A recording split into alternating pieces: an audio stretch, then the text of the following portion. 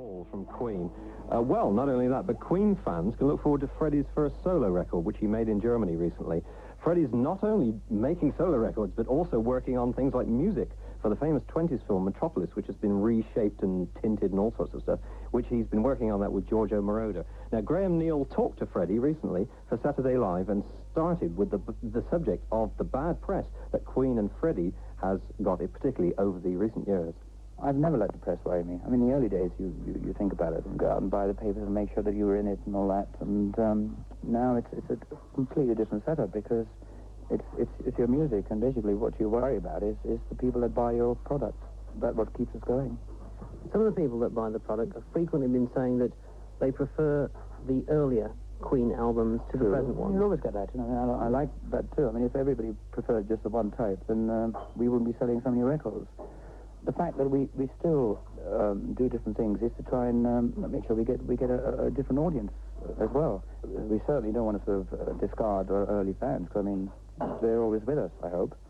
But you always get that, yes. I mean, some people like, when you come up with a song or an album, you won't get everybody liking everything. And the trademark of Queen, which I like, it just happens to be, it's like a coincidence, is that there are four writers that write very different material, and so it pleases maybe a wider span than most other groups. Inevitably, with the success that you've had, it's bound to bring a different lifestyle to yourself.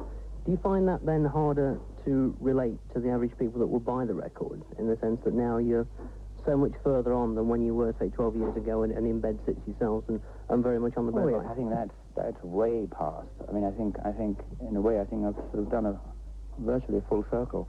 Because, I mean, when you think, being in the business sort of 13 years or even like 14 years, I mean, there was a sort of a kind of, I mean, after the first 5 years, when we had the taste of success, that's the time where I thought, oh my God, I was the bee's knees, and I mean, nobody could speak to me, and I couldn't be seen in these places.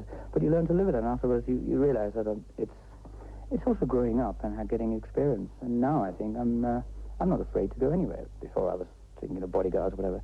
It's just a kind of discipline that you have to have, and kind of awareness. And I think there were times when there was the teeny bop stage where, I mean, we went to Japan and places, and there was hordes of people screaming and things like that. But I think most people have grown up. There were times where I'd love to do shows where they were just screaming and howling all the time, and you could just play anything just because you got the adulation. Now I would prefer them to listen to what we're playing, but still have a damn good time, you know. Looking back, something else that appears to have changed is on the Sheer Heart Attack album, proudly saying on the back cover, no synthesizers. Yeah, that was something that's obviously changed with the years. Oh, of course, yes. A lot of people have got that sort of twisted round, because, I mean, they actually thought that we hated synthesizers. It was basically, I think, we had a guitarist called Brian May who was recreating some amazing sounds through his guitar.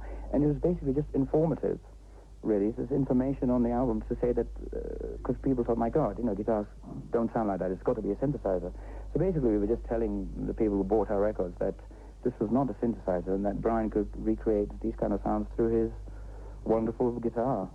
So it's basically informative. And the moment we started using synthesizers, we said we do. Coming right up to date with 1984 and The Works, which has been an amazingly successful album for the band, would you say that really it's important these days to have success for anything other than personal satisfaction? It's a survival test, And I mean, of course, we could all just go away and say, okay, we've had enough, and live happily ever after. But I mean, I don't think that's what we're in. We're in it to make music, and the way I think, what else could I do? I mean, this is the thing that interests me most. You don't know what it means when you write a song where people actually appreciate and they say it's a good song. It's a wonderful feeling. It must be. It's a wonderful feeling. Does having four writers within the band make life easier for you to decide what you're going to use on an album, or is it harder because you've got so much talent there? It's tougher. It makes life much more difficult. But I think it's good in the long run because in one way it takes the strain away from you, because I mean you don't have to write all the time. At the same time, you have to sort of, there's a battle, because, I mean, sometimes you can have a batch of very good songs, but you still have to sift through, and there's the big fight between which song goes on and all that, so there's lots of temperamental situations. But you can never say, sometimes you probably miss out a very good song. I mean, I remember when I was writing Bohemian Rhapsody, I had a song called We're the Champions, but I just didn't feel that it fitted at the time, and I just sort of kept it aside, and it's virtually, I think, about 2 or 3 years later that I sort of pulled it out the bag again, and there you are. So you can never tell. How do you feel about recording these days? Because not having, and I'm sure you don't have time limits on recording an album, or indeed a budget that says how far you can go. So how do you decide where to stop? Well, that's a good question. It's basically self-discipline, really. The budget was endless, and we used to spend enormous amount of time and money in saying you've got to get it right. But now I like to work the other way. There's enough money to make me, I could be in the studio for a year, but I hate that. I like to make decisions early. It's discipline. It's discipline. And you can go on forever, remixing a track and putting different things on, but it's up to the individual. And I think experience has taught us that there comes a time where we have to say stop. And sometimes you can ruin a record because you just keep working on it, and you lose the spontaneity and the freshness.